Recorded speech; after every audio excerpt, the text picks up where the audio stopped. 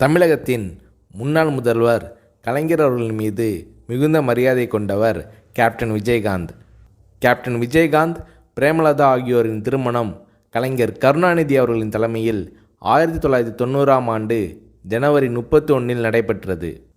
1996இல் நடிகர் சங்க தலைவராக இருந்த கேப்டன் விஜயகாந்த் அவர்கள் கலைஞர் கருணாநிதி அவர்களுக்கு திரையுலக பொன்விழாவை மெரினா கடற்கரையில் நடத்தி கருணாநிதி அவர்களுக்கு தங்கப்பேனாவை பரிசளித்தார் கேப்டன் விஜயகாந்த்.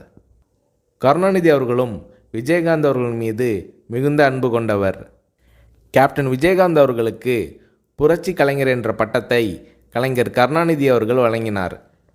கலைஞர் கருணாநிதி அவர்களின் மறைவின் போது அமெரிக்காவில் சிகிச்சைக்கு சென்றிருந்த கேப்டன் விஜயகாந்த் அவர்கள் அங்கிருந்து வீடியோவில் கண்ணீர் மல்க அஞ்சலி செலுத்தினார். அமெரிக்காவிலிருந்து திரும்பிய பிறகு நேராக கலைஞர் கருணாநிதி அவர்களின் நினைவிடம் சென்று மரியாதை செலுத்தினார் கேப்டன் விஜயகாந்த்.